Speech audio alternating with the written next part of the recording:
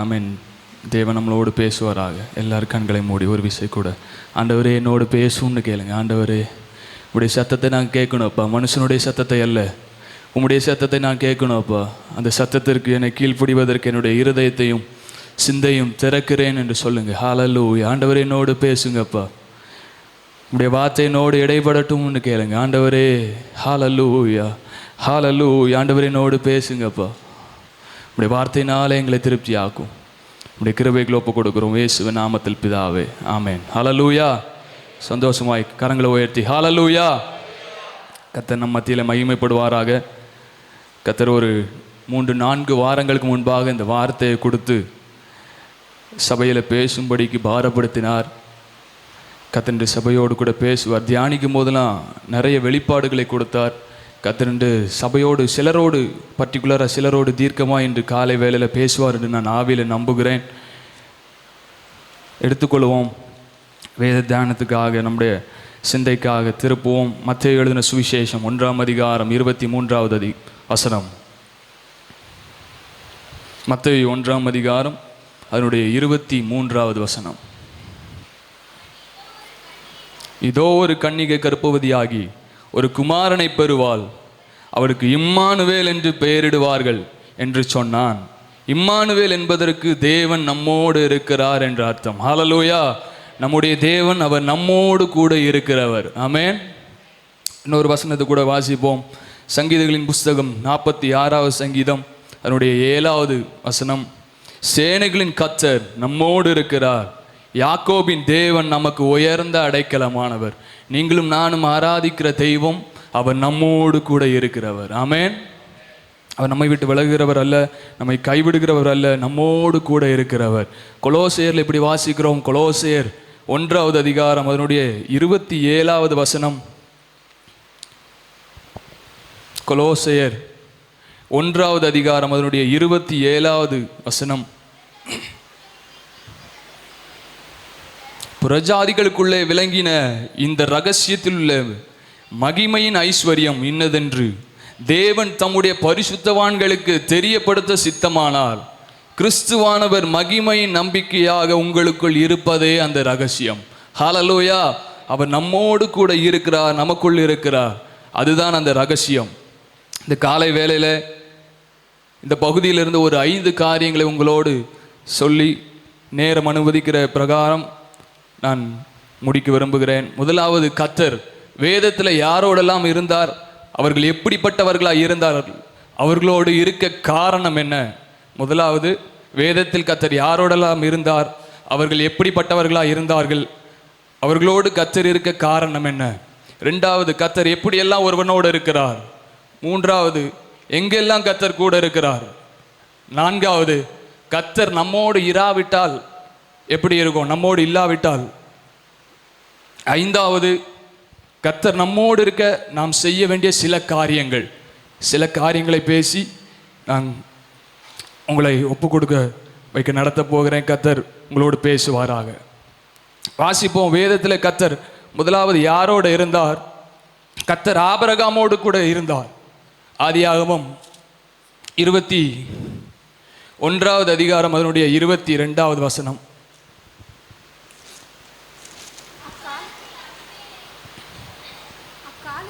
அபிமெலேக்கும் அவன் சேனாதிபதியாகிய பீகோலும் ஆபிரகாமை நோக்கி, நீ செய்கிற காரியங்கள் எல்லாவற்றிலும் தேவன் உன்னுடனே இருக்கிறார். ஆமென். இங்க வாசிக்கிறோம், கர்த்தர் ஆபிரகாமோடே கூட இருந்தார். அக்காலத்தில் அபிமெலேக்கும் அவன் சேனாதிபதியாக பிகோலும் ஆபிரகாமை நோக்கி, நீ செய்கிற காரியங்கள் எல்லாவற்றிலும் தேவன் உன்னோடே இருக்கிறார் என்றான். முதலாவது இங்க வேதத்தில் பார்க்கிறோம், ஆபிரகாமோடே கர்த்தர் கூட இருந்தார். ஆபிரகாமோடே கர்த்தர் கூட இருந்தார். ஆதியாகமம் 24:1 வாசிக்கிறோம், அவன் வயது சென்று முதிர் வயதானான், கர்த்தர் ஆபிரகாமை சகல காரியங்களிலும் ஆசீர்வதித்தார். கர்த்தர் ஒருவனோடு இருந்தால் அவனை சகல காரியங்களிலும் ஆசீர்வதிப்பார். 2வதாக 24:27 வாசிக்கிறோம், அவர் தம்முடைய கிருபையும் தம்முடைய உண்மையும் என் எஜமானை விட்டு நீக்கவில்லை. கர்த்தர் ஒருவனோடு இருந்தால் அவருடைய கிருபையையும் உண்மையையும் யாரையும் விட்டு நீக்க மாட்டார். ஹல்லேலூயா. ஆமென். கர்த்தர் ஆபிரகாமோடு இருக்க காரணம் என்ன தெரியுமா? ஆதியாகமம் 12 1 முதல் 6 வரைக்கும் வாசித்து பார்த்தீர்கள் என்றால் ஆபிரகாமை அழைக்கிறார், உன் தேசத்தையும் உன் இனத்தையும் விட்டு வா என்று சொல்லி. அவர் ஒன்றுமே கேட்காம கீழ்ப்படிந்து வருகிறார். முதலாவது கர்த்தர் ஆபிரகாமோடு இருக்க காரணம் அவர் கீழ்ப்படிதல். ரெண்டாவது ஆதியாகமம் 15:4-6 வாசிக்கிறோம், அவனுடைய விசுவாசம். கர்த்தர் அவனோடு இருக்க காரணம் ரெண்டாவது அவனுடைய விசுவாசம். மூன்றாவது ஆதியாகமம் 21:33 பார்க்கிறோம், அவர் ஒரு பலிபீடம் கட்டி தொழுது கொண்டான், கர்த்தருடைய நாமத்தை தொழுது கொண்டான் என்று எழுதியிருக்கிறது. பலிபீடம் ஆராதிக்கிற அனுபவம். இந்த அனுபவங்கள்லாம் இருந்ததுனால ஆபிரகாமோட கர்த்தர் இருந்தார். ரெண்டாவது ஒரு நபரோடு கூட கர்த்தர் இருந்தார். ஆதியாகமம் 26:3 வாசிக்கிறோம், கர்த்தர் ஈசாக்கோட கூட இருந்தார். 26:3 இந்த தேசத்திலே வாசம் பண்ணு, நான் உன்னோடே கூட இருந்து உன்னை ஆசீர்வதிப்பேன், நான் உனக்கும் உன் சந்ததிக்கும் இந்த தேசங்கள் யாவையும் தந்து உன் தகப்பனாகிய ஆபிரகாமுக்கு நான் இட்ட ஆணையை நிறைவேற்றுவேன் என்றார். ரெண்டாவதாக ஆண்டவர் வேதத்தில் வாசிக்கிறோம், ஈசாக்கோடே கூட இருந்தார் என்று வாசிக்கிறோம். கர்த்தர் ஒருவனோடு இருந்தால் அவனை ஆசீர்வதித்து அவனை பெருக பண்ணுவார். கர்த்தர் ஈசாக்கோடே கூட இருந்தார், அவனை ஆசீர்வதித்தார்.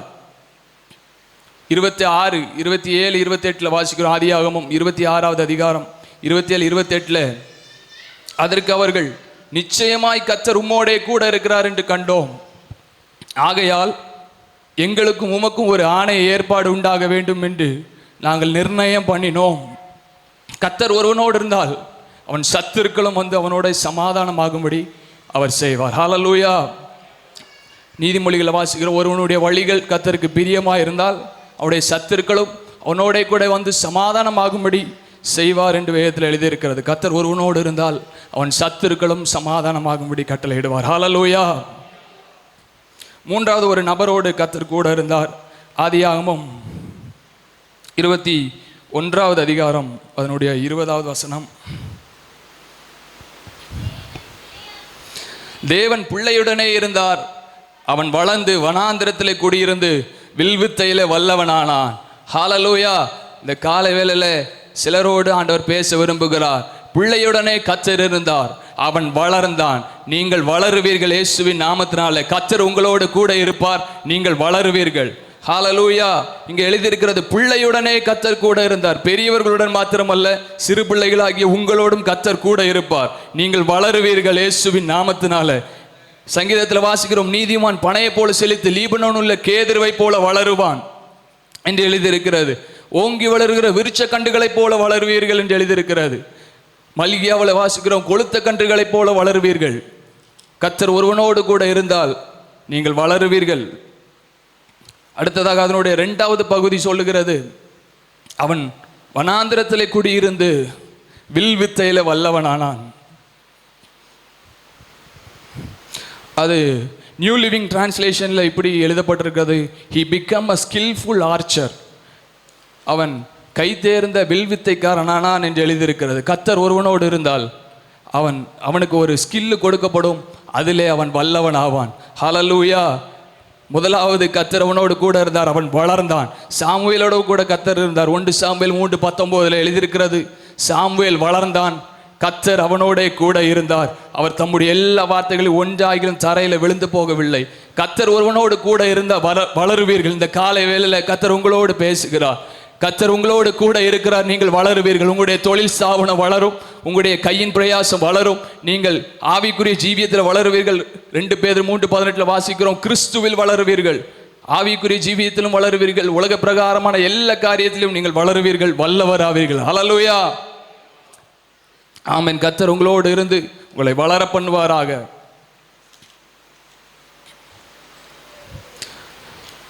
அடுத்ததாக ஒரு நபரை குறித்து பார்க்கிறோம், யோசேப்போட கர்த்தர் கூட இருந்தார்.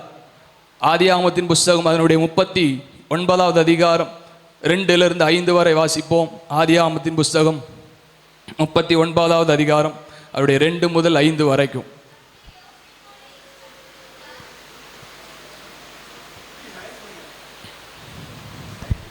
கர்த்தர் யோசேப்போட இருந்தார், அவன் காரிய சுத்தி உள்ளவனானான், அவள் எகிப்தியனாகிய தன் எஜமானுடைய வீட்டிலே இருந்தான். கர்த்தர் அவனோடு இருக்கிறார் என்றும் அவன் செய்கிற யாவையும் கர்த்தர் வாய்க்க பண்ணுகிறார் என்றும் அவர் எஜமான் கண்டு. ஆமென். கர்த்தர் யோசேப்போட இருந்தார், அவன் காரிய சித்தி உள்ளவனானான் என்று எழுதியிருக்கிறது. ஒருவனோடு கர்த்தர் இருந்தால் அவன் காரிய சித்தி உள்ளவனாவான். காரிய சித்தி என்றால் அவன் செய்கிற காரியத்தில் எல்லாம் கர்த்தர் வாய்க்க பண்ணினார் என்று அர்த்தம். அவன் காரிய சித்தி உள்ளவனானான். இரண்டாவது, அவனுடைய எஜமான் வீட்டிலே தங்கி இருந்தான். கர்த்தர் உங்களோடு இருந்தால் நீங்கள் செய்கிற காரியம் வாய்க்கும். உங்களுக்கு மனுஷருடைய சில தயவையும் ஆண்டவர் உண்டு பண்ணி கொடுப்பார். அவருடைய 3வது வசனம், கர்த்தர் அவனோடு இருக்கிறார் என்றும் அவன் செய்கிற யாவையும் கர்த்தர் வாய்க்க பண்ணுகிறார் என்றும் அவன் எஜமான் கண்டு. கர்த்தர் உங்களோடு இருக்கிறார் என்பதை, கர்த்தர் உங்களோடு இருந்து செய்கிற காரியங்களை கண்டு சிலர் உங்களை அடையாளம் கண்டு கொள்ள போகிறார்கள். கர்த்தர் உங்களோடு இருக்கிறார் என்பதை அடையாளம் கண்டு கொள்ள போகிறார்கள். அவருடைய 4வது வசனத்தில் வாசிக்கிறோம், யோசேப்பினிடத்தில் தயவு வைத்து அவனை தனக்கு ஊழியக்காரனும் தன் வீட்டுக்கு விசாரணைக்காரனுமாக்கி தனக்கு உண்டான யாவற்றையும் அவன் கையில் ஒப்புவித்தான்.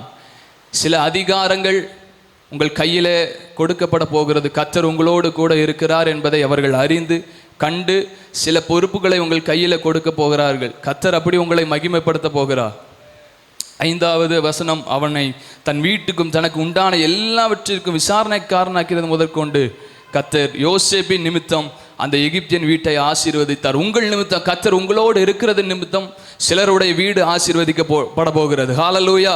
நீங்கள் ஆசீர்வதிக்கப்பட போகிறது மாத்திரமல்ல, உங்கள் நிமித்தம் சிலருடைய வீடுகளும் ஆசீர்வதிக்கப்பட போகிறது. நீங்கள் கால் வைக்கிற வீடுகள் ஆசீர்வதிக்கப்பட போகிறது.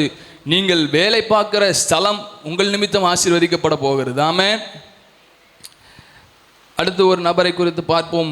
யோசுவாவோட கர்த்தர் இருந்தார். யோசுவா 1வது அதிகாரம் அதனுடைய 5வது வசனம். யோசுவா 1வது அதிகாரம் அதனுடைய 5வது வசனம். நீ உயிரோடு இருக்கும் நாளெல்லாம் ஒருவனும் உனக்கு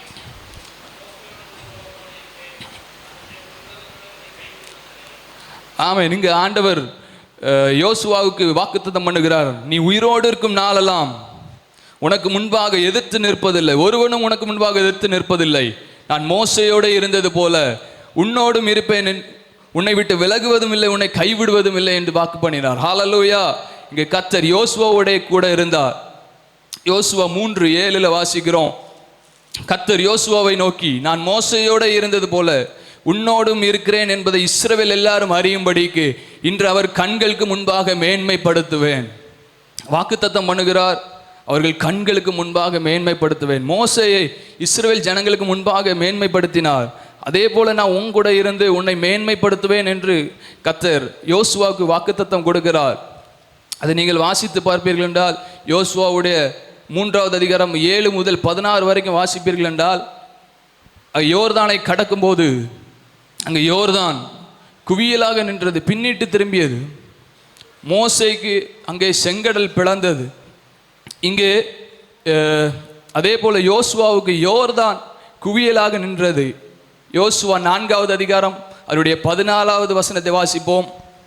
அந்நாளிலே கர்த்தர் யோசுவாவை சகல இஸ்ரவேலரின் கண்களுக்கு முன்பாகவும் மேன்மைப்படுத்தினார். அவர்கள் மோசேக்கு பயந்திருந்தது போல அவனுக்கும் அவன் உயிரோடு இருந்த நாளெல்லாம் பயந்திருந்தார்கள். ஆமென். அந்நாளிலே கர்த்தர் யோசுவாவை சகல இஸ்ரவேலின் கண்களுக்கு முன்பாக மேன்மைப்படுத்தினார். அங்கே வாக்குத்தத்தம் பண்ணினார். இங்கே சொன்னதை நிறைவேற்றினார். 4வது அதிகாரம் 14வது வசனத்தில் கர்த்தர் வாக்குத்தத்தத்தை நிறைவேற்றினார், அவனை மேன்மைப்படுத்தினார். ஹல்லேலூயா. இந்த காலை வேளையில் நம்மோடு கூட பேசுகிறார். கர்த்தர் ஒருவனோடு கூட இருந்தார், அவனை மேன்மைப்படுத்துவார், அவனுக்கு மேன்மைகள் வரும்.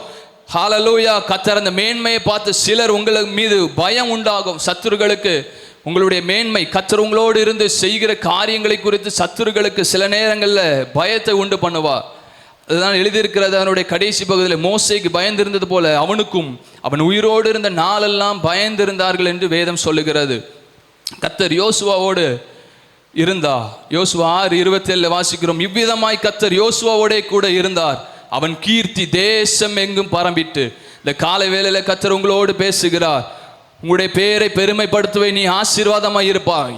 கர்த்தர் ஒருவனோடு இருந்தால் அவன் பெயர் பிரஸ்தாபமாகும், அவனுடைய கீர்த்தி தேசமெங்கும் அறியப்படும். உங்களுடைய ஸ்தாபனத்துடைய கீர்த்தி தேசமெங்கும் அறியப்படும். உங்களுடைய பெயர், உங்களுடைய குடும்பம் தேசம் எங்கும் அறியப்படும். அப்படி கர்த்தர் உங்களை உயர்த்துவார். ஹல்லேலூயா. கர்த்தர் யோசுவாவோட இருக்க காரணம் என்ன தெரியுமா? யாத்ராகமத்தின் புஸ்தகம் 33வது அதிகாரம் 11வது வசனம், அவன் ஆசரிப்பு கூடாரத்தை விட்டு விலகாதிருந்தான் என்று எழுதியிருக்கிறது. யாத்ராகமத்தின் புஸ்தகம் 33வது அதிகாரம் அதனுடைய 11வது வசனம், ஒருவன் தன் சிநேகிதனோட பேசுவது போல கர்த்தர் மோசையோட முகமுகமாய் பேசினார். பின்பு பாளையத்துக்கு திரும்பினான். நூனின் குமாரனாகிய யோசுவா என்னும் அவனுடைய பணிவிடைக்காரனாகிய வாலிபன் ஆசரிப்பு கூடாரத்தை விட்டு பிரியாதிருந்தான். கர்த்தர் யோசுவாவோட்டு இருக்க காரணம், அவன் ஆசரிப்பு கூடாரத்தை விட்டு பிரியாதிருந்தான். ஹல்லேலூயா. ரெண்டாவதாக என்னாகமம் 11:28-29 மோசேக்காக அவன் வைராக்கியம் பாராட்டினான். அங்கே சபையில் தீர்க்க தரிசனம் சொல்லுகிறார்கள், அதை தடுக்க வேண்டும் என்று சொல்லி அவன் சொல்லுகிறான். அப்பொழுது மோசே கேட்கிற, நீ எனக்காக வைராக்கியம் பாராட்டுகிறாயா என்று கேட்கிறா. ரெண்டாவது, கர்த்தர் அவனோடு இருக்க காரணம், அவன் வைராக்கியம் பாராட்டினான். மூன்றாவது, என்னாகமம் 27:18 வாசிக்கிறோம், கர்த்தரே அதை குறித்து சாட்சி கொடுக்கிறார், அவன் ஆவியை பெற்றிருந்தான் என்று சாட்சி கொடுக்கிறார். என்னாகமம் 27வது அதிகாரம் அதனுடைய 18வது வசனம், கர்த்தர் மோசேயை நோக்கி, ஆவியை பெற்றிருக்க புருஷனாகிய யோசுவா என்னும் நூனின் குமாரனை நீ தெரிந்து கொண்டு ஆவியை பெற்றிருந்தான் என்று வேதம் சொல்லுகிறது. ஹல்லேலூயா. ஆகவே கர்த்தர் அவனோடு கூட இருந்தார். 3 காரியங்களை சொன்ன. கர்த்தர் யோசுவாவோடு கூட இருக்க காரணம், ஆசரிப்பு கூடாரத்தை விட்டு பிரியாதிருந்தான், அவன் வைராக்கியம் பாராட்டினான், மூன்றாவது ஆவியை பெற்றிருந்தான். இன்னொரு நபரை குறித்து பார்க்கிறோம், கிதியோனோட கர்த்தர் இருந்தார். நியாயாதிபதிகள் 6வது அதிகாரம் அதனுடைய 12வது வசனத்தை வாசிக்கலாம். நியாயாதிபதிகள் 6வது அதிகாரம். கர்த்தருடைய தூதனானவர் அவனுக்கு தரிசனமாகி, பராக்கிரமசாலியே கர்த்தர் உன்னோட இருக்கிறார் என்றார். ஆமென். பராக்கிரமசாலியே கர்த்தர் உன்னோடு இருக்கிறார் என்றான். கிதியோனோட கர்த்தர் கூட இருந்தார். கிதியோனோட கர்த்தர் கூட இருந்தார். 6வது அதிகாரம் 16வது வசனத்தில் வாசிக்கிறோம், நான் உன்னோட கூட இருப்பேன், ஒரே மனுஷனை முறியடிப்பது போல நீ மீதியானியரை முறியடிப்பாய் என்றார். ஆமென். கர்த்தர் கூட இருந்தால் உங்களுடைய சத்துருக்களை ஒரே மனிதனை முறியடிப்பது போல முறியடிப்பீர்கள். ஆமென். சத்துருக்கள் வெள்ளம் போல வரலாம், ஆவியானவர் கொடியேற்றுவார், நீங்கள் ஒரே மனிதனை முறியடிப்பது போல சத்துருக்களை முறியடிப்பீர்கள். கர்த்தர் உங்களுக்கு ஜெயத்தை தருவார். கர்த்தர் கிதியோனோட இருந்தது போல உங்களோடும் கூட இருப்பார். ஆமென். கர்த்தர் கிதியோனோடு கூட இருக்க காரணம் என்ன தெரியுமா? 6ஆம் அதிகாரம் 11வது வசனத்தில் வாசிக்கிறோம், அப்பொழுது அவனுடைய குமாரன் கிதியோன் கோதுமையை மீதியானின் கைக்கு தப்புவிக்கிறதற்காக ஆலைக்கு சமயமாய் அதை போரடித்தான். அங்கே விளைந்த கோதுமைகளை மீதியானுடைய கைக்கு தப்புவிப்பதற்காக அவன் தனியே போய் போரடிக்கிற அனுபவம். இது எதை குறிக்கிறது என்றால், ஒரு ஆத்தும பாரத்தை குறிக்கிறது. விளைந்த பலனை அறுப்பார் இல்லை என்று வேதம் சொல்லுகிறது. அறுவடை மிகுதி, ஆட்களோ குறைவு. ஆனால் இங்கே கிதியோன் விளைந்த கோதுமைகளை மீதியானுடைய கைக்கு தப்புவிப்பதற்கு அவன் போரடிக்கிறான். ஒரு ஆத்தும பாரத்தை குறிக்கிறது. கர்த்தர் உங்களோடு இருக்க வேண்டுமானால், ஆத்தும பாரத்தோடு செயல்படுவீர்கள் என்றால் கர்த்தர் உங்களோடும் கூட இருப்பார். கிதியோனோடு இருந்தது போல உங்களோடும் இருந்து மீதியானியரை ஒரே மனுஷனாய் அவன் முறியடித்தது போல நீங்களும் முறியடிப்பீர்கள். ஆமென். அடுத்ததாக தாவீதோடு கர்த்தர் கூட இருந்தார். 1 சாமுவேல் 18:14 வாசிக்கிறோம், தாவீது தன் செய்கைகள் எல்லாம் புத்திமானாய் நடந்தான், கர்த்தர் அவனோடு கூட இருந்தார். கர்த்தர் ஒருவனோடு கூட இருந்தால் அவன் புத்திமானாய் நடப்பான். அவன் செய்கையில் எல்லாம் புத்திமானாய் நடந்தான் என்று வேதம் சொல்லுகிறது. 2 சாமுவேல் 5:10 வாசிக்கிறோம், தாவீது நாளுக்கு நாள் விருத்தி அடைந்தான், சேனைகளின் தேவனாகிய கர்த்தர் அவனோடே கூட இருந்தார். தாவீது நாளுக்கு நாள் விருத்தி அடைந்தான், சேனைகளின் தேவனாகிய கர்த்தர் அவனோடே கூட இருந்தார். கர்த்தர் ஒருவனோடு கூட இருந்தால் அவன் நாளுக்கு நாள் விருத்தி அடைவான். அவன் குறுகி போவதில்லை, குன்றி போவதில்லை. நீங்கள் விருத்தி அடைவீர்கள். கர்த்தர் உங்களோடு கூட இருப்பார், நீங்கள் விருத்தி அடைவீர்கள். ஆமென்.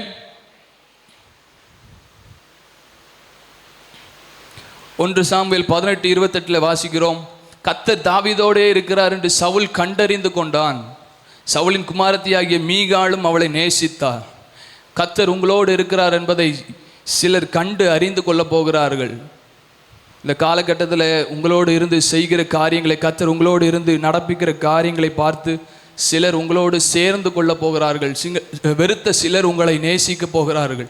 அவ்விதமாய் கர்த்தர் உங்களை பயன்படுத்துவாராக. கர்த்தர் உங்களோடு கூட இருப்பாராக. ஆமென். அடுத்து ஒரு நபரை உங்களுக்கு காட்ட விரும்புகிறேன். சாலமோனோட கர்த்தர் கூட இருந்தார்.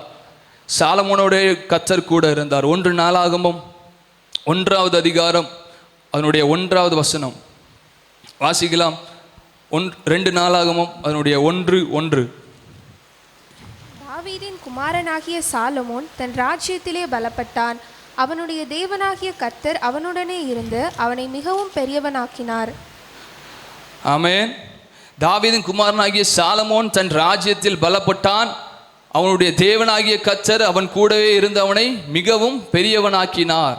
இங்கே வாசிக்கிறோம், சாலமோனோட கர்த்தர் கூட இருந்தார், அவனை பெரியவனாக்கினார் என்று வாசிக்கிறோம். கர்த்தர் உங்களோடும் கூட இருப்பார், நீங்கள் பெரியவர்களாவீர்கள். ஆமென். இப்பொழுது இருக்கிற பிரகாரம் அல்ல, அவர் ஆசீர்வதிப்பார், நீங்கள் பெரியவர்களாவீர்கள். இந்த இடத்துல கர்த்தர் எனக்கு ஒரு காரியத்தை கற்றுக் கொடுத்தார், அதை நான் உங்களோடு சொல்ல விரும்புகிறேன். 1 ராஜாக்கள் 2ஆம் அதிகாரம் அதனுடைய 15வது வசனம். 1 ராஜாக்கள்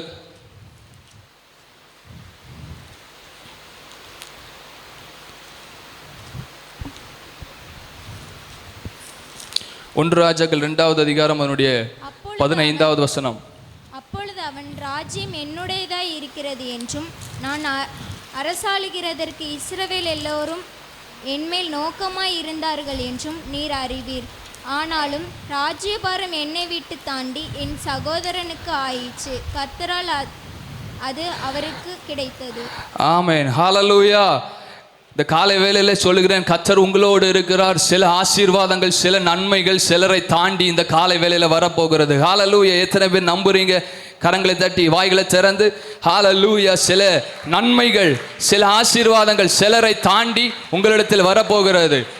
அங்கே அதோனியா சொல்லுகிறார், என்னை தாண்டி என் சகோதரனுக்கு அடுத்து கிடைத்தது, அது கர்த்தரால் அவனுக்கு கிடைத்தது. இந்த காலை வேளையில கர்த்தர் சொல்லுகிறார், சில ஆசீர்வாதங்கள், சில நன்மைகள் சிலரை தாண்டி அதற்கு தகுதியானவர்கள், அதற்கு ஆசைப்படுகிறவர்கள், அதை நம்புகிறவர்கள், அதற்கு விரோதமாய் அதை செயல்பட விடாமல் தடுக்கிறவர்கள், அவர்களுக்கு தாண்டி ஹல்லேலூயா கர்த்தர் கூட இருக்கிறவனுக்கு கிடைக்க போகிறது. ஆமென். அது வாசிக்கிறோம், ராஜ்யம் என்னுடையதா இருந்தது என்றும் நான் அரசாளுகிறதற்கு இஸ்ரவேலர் எல்லாரும் என்மேல் நோக்கமாய் இருந்தார்கள் என்றும் நீர் அறிவீர். ஆனாலும் ராஜ்யபாரம் என்னை விட்டு தாண்டி என் சகோதரனுக்கு ஆயிற்று, அது கர்த்தரால் அவருக்கு கிடைத்தது. இந்த காலை வேளையில கர்த்தர் சிலரோடு தீர்க்கமாய் பேசுகிறார். சிலது முன்குறிக்கப்பட்ட சில ஆசீர்வாதங்கள் சிலரை தாண்டி உங்களிடத்தில் வரும். ஏசாயா 45:14 வாசிக்கலாம். ஏசாயா 45:14. எகிப்தின் சம்பாத்தியமும் எத்தியோப்பியாவின் வர்த்தக லாபமும் நெடிய ஆட்களாகிய சபையேரின் வர்த்தக லாபமும் உன்னிடத்திற்கு தாண்டி வந்து உன்னுடையதாகும். இந்த காலை வேளையில கர்த்தர் உங்களோடு பேசுகிறார். சில முன்குறிக்கப்பட்ட சில ஆசீர்வாதங்கள் உங்களை சிலரை தாண்டி, அதற்கு தகுதியானவர்கள், அதை விரும்புகிறவர்கள், ஆசைப்படுகிறவர்களை தாண்டி உங்களிடத்தில் வரும். ஆமென். எத்தனை பேர் ஆமோதிக்கிறீங்க? ஆமென். இங்கே சொல்றார், அதோனியா சொல்லுகிறார், இஸ்ரவேல் எல்லாரும் என்மேல் நோக்கமாக இருந்தார்கள், நான் ராஜாவாகணும், இஸ்ரவேல் எல்லாரும் நோக்கமாக இருந்தார்கள், ஆனால் ஒருவர் நோக்கமாக இல்லை, கர்த்தர் நோக்கமாக இல்லை. 1 நாளாகமம் 22:16 வாசிக்கிறோம். 1 நாளாகமம் 22:16 கர்த்தர் சாலமோனை முன்குறித்தார். அவனிடத்தில் ராஜாங்கத்தின் சிங்காசனத்தை நிலைப்படுத்துவேன் என்று அவர் முன்குறித்தார்.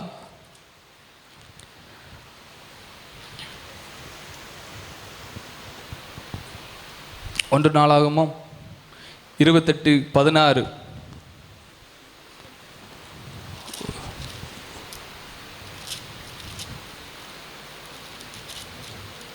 சமூக தப்பங்களை வைக்கும் ஒவ்வொரு மேஜைக்கும் நிறையின்படி வேண்டிய பொன்னையும் வெள்ளி மேஜைகளுக்கு வேண்டிய வெள்ளியையும். சரி அது இல்லை. அந்த பகுதியில் வாசிக்கிறோம், அவனுடைய ராஜாங்கத்தின் சிங்காசத்தை என்றைக்கும் நிலைப்படுத்துவேன் என்று ஆண்டவர் சொன்னார். ஹல்லேலூயா.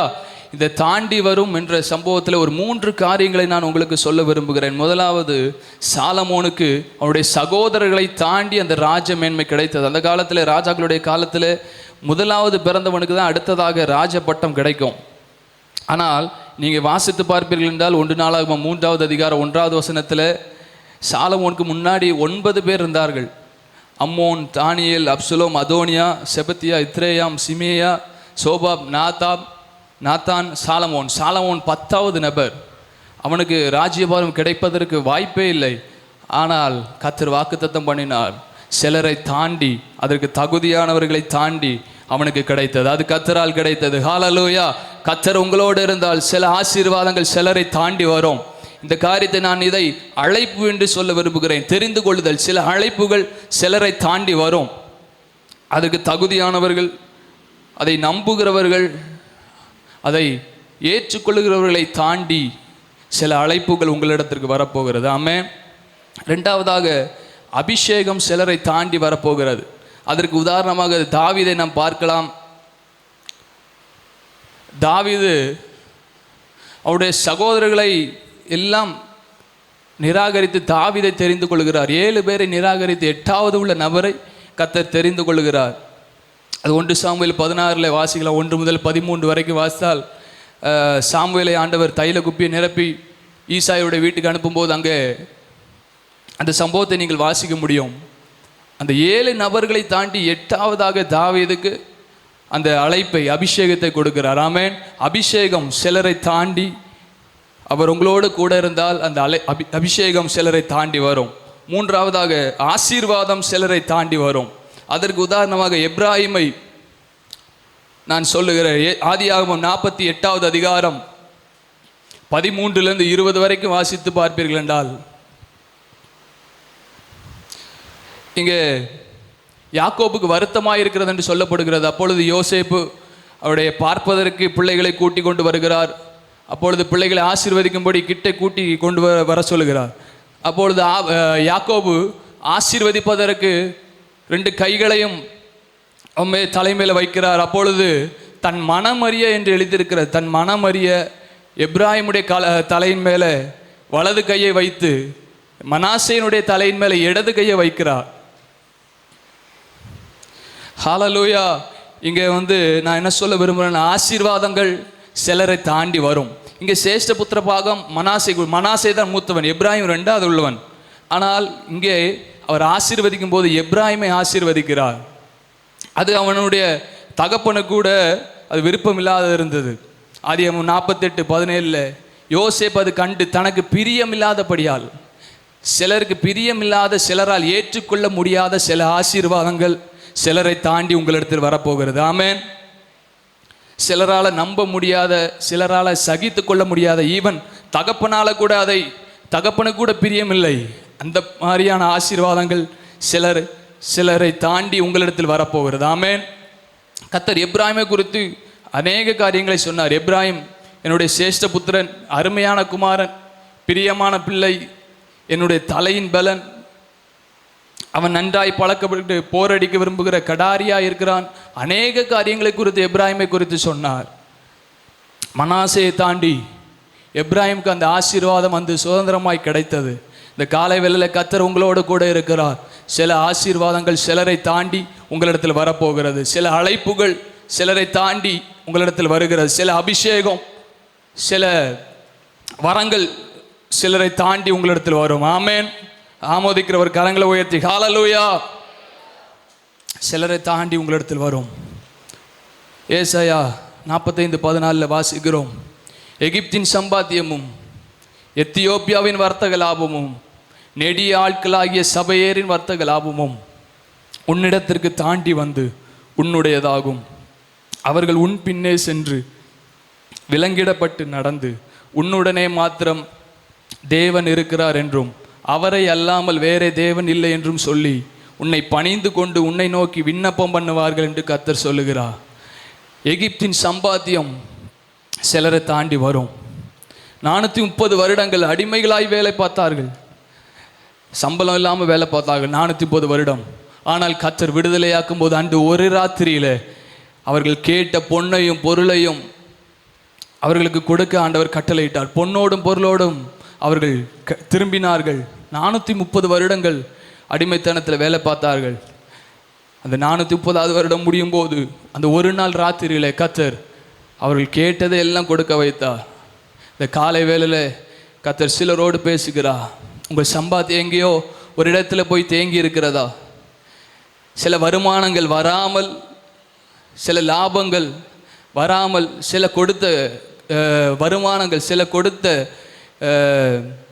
சிலருக்கு கொடுத்த பணங்கள் வராமல், திரும்பி வராமல் இருக்கிற அந்த காலை வேளையில் கர்த்தர் உங்களுக்கு சொல்லுகிறார், எகிப்தின் சம்பாத்தியம் சிலரை தாண்டி உங்களிடத்திற்கு வரும். அதை தடுக்கிறவர்களை தாண்டி உங்களிடத்திற்கு வரும்.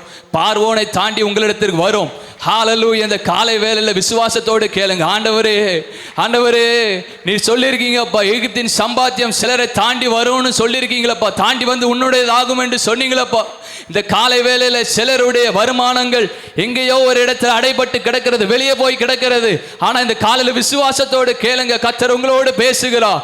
ஹல்லேலூயா. அது தாண்டி வந்து உங்களுடையதாகும். எகிப்தின் சம்பாத்தியம் தாண்டி வந்து உங்களுடையதாகும்.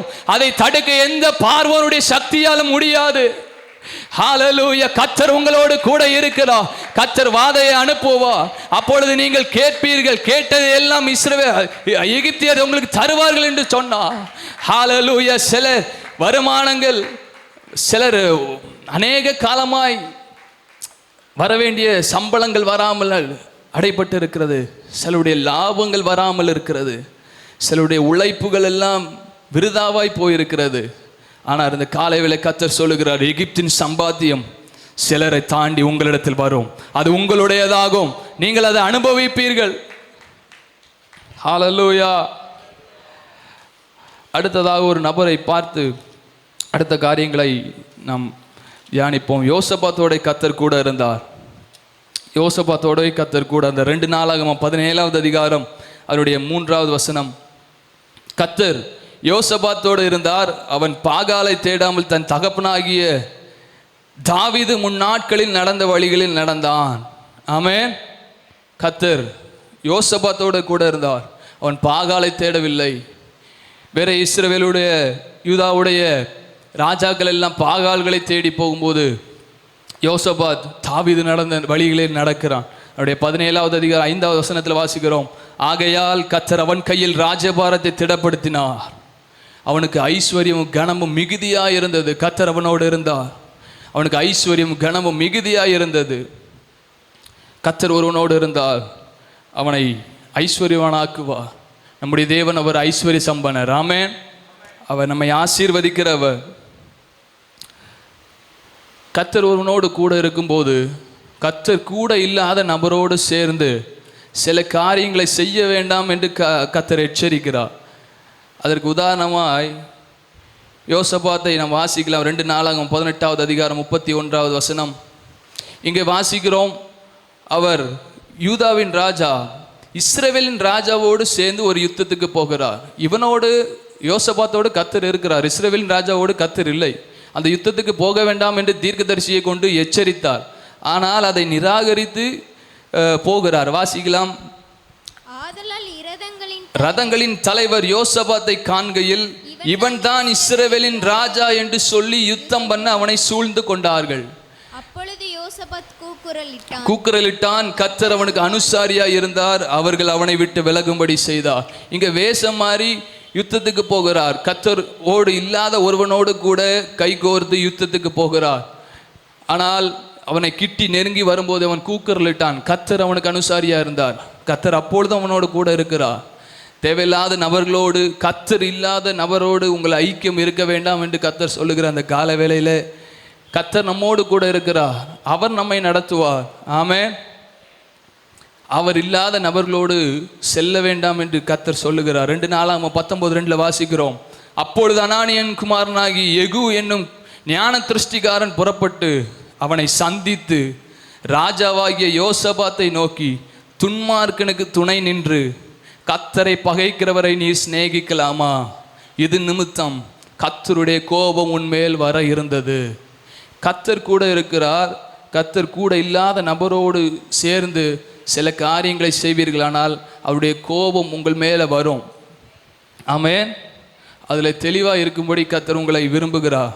கர்த்தர் கூட இல்லாத நபரோடு உங்கள் ஐக்கியம் இருக்கக்கூடாது என்று விரும்புகிறார். ஆமென். 2 நாளாம் 20:30 வாசிக்கிறோம். இவ்விதமாய் தேவன் சுற்றுப்புறத்தாரால் யுத்தமில்லாத இளைப்பாறுதலை அவனுக்கு கட்டளையிட்டதினால் யோசபாத்தின் ராஜ்யபாரம் அமெரிக்கையாக இருந்தது. அவனுக்கு சுற்றுப்புறத்தால் யுத்தமில்லாத இளைப்பாறுதலை கட்டளையிட்டார். கர்த்தர் ஒருவனோடு இருந்தால் அவனுக்கு இளைப்பாறுதலை தருவார். ஆமென். சுற்றுப்புறத்தார எந்த நெருக்கமும் இருக்காது. கர்த்தர் அவனை அமைதியாய் அமெரிக்கையாக இருக்க பண்ணுவார். கர்த்தர் யோசபாத்தோடு இருக்க காரணம் 2 நாளாகமம் 17:6 வாசிக்கிறோம். கர்த்தருடைய வழிகளில் அவன் இருதயம் உற்சாகம் கொண்டது.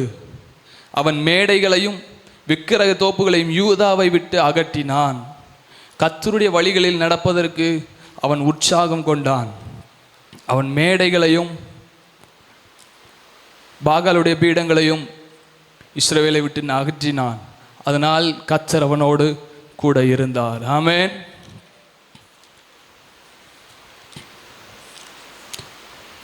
இரண்டாவது குறிப்பு, கர்த்தர் எப்படியெல்லாம் ஒருவனோடு இருக்கிறார் என்பதை ஒரு சில காரியங்களை உங்களோடு சொல்ல விரும்புகிறேன். கர்த்தர் எப்படியெல்லாம் ஒருவனோடு இருக்கிறார்.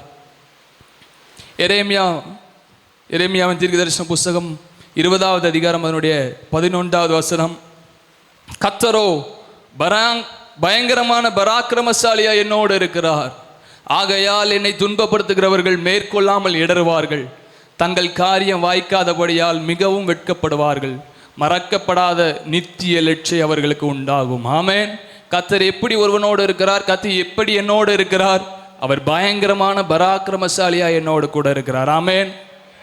அவர் பயங்கரமான பராக்கிரமசாலியா இருப்பதனால ஒரு 3 காரியங்கள் நடக்கிறது.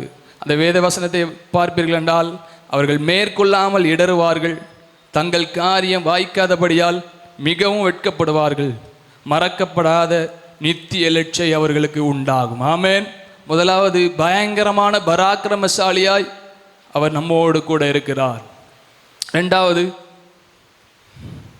2 நாளாகமம் 32வது அதிகாரம் அதனுடைய 8வது வசனம், நமக்கு துணை நின்று யுத்தங்களை நடத்துகிறவராய் அவர் நம்மோடு கூட இருக்கிறார். அவனோடு இருக்கிறது மாம்சபுயம். நமக்கு துணை நின்று நம்முடைய யுத்தங்களை நடத்த நம்மோடு இருக்கிறவர் நம்முடைய தேவனாகிய கர்த்தர் தானே என்று சொல்லி அவர்களை தேற்றினான். ஆமென். இரண்டாவதாக, கர்த்தர் எப்படி நம்மோடு கூட இருக்கிறார்? நமக்கு துணை நின்று நம்முடைய யுத்தங்களை நடத்துகிறவராய் நம்மோடு கூட இருக்கிறார். ஆமென்.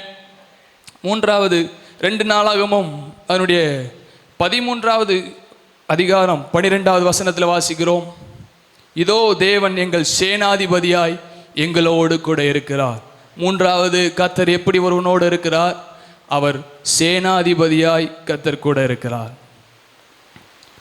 நான்காவது, எரேமியா 1வது அதிகாரம் அவருடைய 8வது வசனத்தில் வாசிக்கிறோம், நீ அவர்களுக்கு பயப்பட வேண்டாம், உன்னை காக்கும்படிக்கு நான் உன்னுடனே இருக்கிறேன் என்று கர்த்தர் சொல்லி, நான்காவது, காக்கிறவராய் உங்களோடு கூட இருக்கிறார். நம்மோடு கூட எப்படி இருக்கிறார்? அவர் காக்கிறவராய் கூட இருக்கிறார். ஐந்தாவது, ரட்சிக்கிறவராய் கூட இருக்கிறார். எரேமியா 1வது அதிகாரம் அதனுடைய 19வது வசனத்தில் வாசிக்கிறோம், அவர்கள் உனக்கு விரோதமாய் யுத்தம் பண்ணுவார்கள், ஆனாலும் உன்னை மேற்கொள்ள மாட்டார்கள், உன்னை ரட்சிக்கும்படிக்கு நான் உன்னுடனே இருக்கிறேன் என்று கர்த்தர் சொல்லுகிறார். ஐந்தாவது, கர்த்தர் ரட்சிக்கிறவராய் நம்மோடு கூட இருக்கிறார். ஆறாவது, எரேமியா 15வது அதிகாரம் 20வது வசனத்தில், உன்னை இந்த ஜனத்துக்கு எதிரே அரணான வெண்கலமாக்குவேன், அவர்கள் உனக்கு விரோதமாக யுத்தம் பண்ணுவார்கள், ஆனாலும் உன்னை மேற்கொள்ள மாட்டார்கள், உன்னை ரட்சிப்பதற்காகவும் உன்னை தப்புவிப்பதற்காகவும் நான் உன்னுடனே இருக்கிறேன் என்று கர்த்தர் சொல்லுகிறார். ஹல்லேலூயா. தப்புவிக்கிறவராய் நம்மோடு கூட இருக்கிறார். ஏழாவது, அப்போஸ்தலர் 18:10 வாசிக்கிறோம், தீங்கு செய்ய விடாதவராய் நம்மோடு கூட இருக்கிறார். நான் உன்னுடனே கூட இருக்கிறேன், உனக்கு தீங்கு செய்யும்படி ஒருவனும் உன்மேல் கை போடுவதில்லை, இந்த பட்டணத்தில் எனக்கு அநேக ஜனங்கள் உண்டு என்றார். ஏழாவதாக, அவர் தீங்கு செய்ய விடாதவராய் நம்மோடு கூட இருக்கிறார். அடுத்ததாக ஏசாயா 41:10 வாசிக்கிறோம், நீ பயப்படாதே, நான் உன்னுடனே இருக்கிறேன், திகையாதே, நான் உன் தேவன், நான் உன்னை பலப்படுத்தி உனக்கு சகாயம் பண்ணுவேன், என் நீதியின் வலது கரத்தினால் உன்னை தாங்குவேன். 8வது, பலப்படுத்தி சகாயம் பண்ணுகிறவராய் நம்மோடு கூட இருக்கிறார். நீதியின் வலது கரத்தினால் தாங்குகிறவராய் நம்மோடு கூட இருக்கிறார். ஆமென். 8 காரியங்களை சொன்னேன். கர்த்தர் எப்படியெல்லாம் ஒருவனோடு இருக்கிறார்? பயங்கரமான பராக்கிரமசாலியா இருக்கிறார். நமக்கு துணை நின்று நம்முடைய யுத்தங்களை நடத்துகிறவராய் கூட இருக்கிறார். சேனாதிபதியாய் கூட இருக்கிறார். காக்கிறவராய் கூட இருக்கிறார். ரட்சிக்கிறவராய் கூட இருக்கிறார். தப்புவிக்கிறவராய் இருக்கிறார். தீங்கு செய்ய விடாதவராய் நம்மோடு கூட இருக்கிறார். பலப்படுத்தி சகாயம் பண்ணுகிறவராய் நம்மோடு கூட இருக்கிறார். நீதியின் வலது கரத்தினால் தாங்கிறவராய் நம்மோடு கூட இருக்கிறார். ஹல்லேலூயா. இந்த கர்த்தர் எங்கெல்லாம் நம்மோடு கூட இருக்கிறார் தெரியுமா? சங்கீதம் 23:4 வாசிக்கிறோம், நான் மரண இருளின் பள்ளத்தாக்கில் நடந்தாலும் பொல்லாப்புக்கு பயப்படேன், தேவரீர் என்னோடு கூட இருக்கிறீர், உமது கோலும் உமது தடியும் என்னை தேற்றும். ஆமென். எங்கெல்லாம் கூட இருக்கிறார்? மரண இருளின் பள்ளத்தாக்கில் அவர் கூட இருக்கிறார். நீங்கள் தனியே நடக்கவில்லை, அவர் நம்மோடு கூட இருக்கிறார். 2வதாக சங்கீதம் 91:15 அவன் என்னை நோக்கி கூப்பிடுவான், நான் அவனுக்கு மறு உத்தரவு அருளி செய்து ஆபத்தில் நானே அவனோடு இருந்து அவனை தப்புவித்து கனப்படுத்துவேன். ஆபத்தில் அவனோடு கூட இருக்கிறார். எங்கெல்லாம் கர்த்தர் கூட இருக்கிறார்? 2வதாக கர்த்தர் ஆபத்தில் நம்மோடு கூட இருக்கிறார். 3வது ஏசாயா 43:2 வாசிக்கிறோம், நீ தண்ணீரை கடக்கும்போது நான் உன்னுடன் இருப்பேன், நீ ஆறுகளை கடக்கும்போது அவைகள் உன்மேல் புரளுவதில்லை, நீ அக்கினியில் நடக்கும்போது வேகாதிருப்பாய், அக்கினி ஜுவாலை உன்மேல் பற்றாவது. 4வது தண்ணீரை கடக்கும்போது கர்த்தர் நம்மோடு கூட இருக்கிறார். ஆமென். அவைகள் நம்மேல் புரளுவதில்லை, ஆறுகள் நம்மேல் புரளுவதில்லை. அவர் தண்ணீரை கடக்கும்போது அவர் நம்மோடு கூட இருக்கிறார். கடைசியாக மத்தேயு 28:20 வாசிக்கிறோம், இதோ உலகத்தின் முடிவு பரியந்தம் சகல நாட்களில் நான் உங்களோடு கூட இருக்கிறேன். எல்லா நாளிலும் அவர் நம்மோடு கூட இருக்கிறார். அவர் நம்மோடு கூட இருக்கிறவர். இம்மானுவேல் என்பதற்கு தேவன் நம்மோடு இருக்கிறார் என்று அர்த்தம். அவர் நம்மோடு இருக்கிற கர்த்தர். ஹல்லேலூயா, ஹல்லேலூயா. கடைசியாக கர்த்தர் நம்மோடு இருக்க நாம் செய்ய வேண்டிய சில காரியங்களை சொல்லி நாம் ஜெபிக்க போகிறோம். கர்த்தர் நம்மோடு இருக்க நாம் செய்ய வேண்டிய சில காரியங்கள். 2 நாளாகமம் 15வது அதிகாரம் அதனுடைய 2வது வசனம். 2 நாளாகமம் 15வது அதிகாரம் அதனுடைய 2வது வசனம்.